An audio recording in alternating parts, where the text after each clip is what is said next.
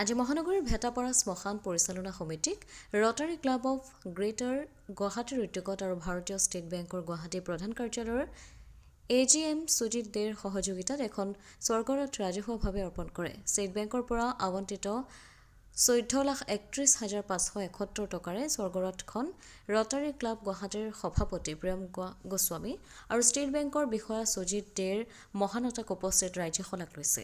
সভাত প্ৰাক্তন IAS বিষয়া দেৱজ্যোতি হাজৰিকাৰ সমন্বিতে বহু গণ্যমান্য ব্যক্তি উপস্থিত আছিল।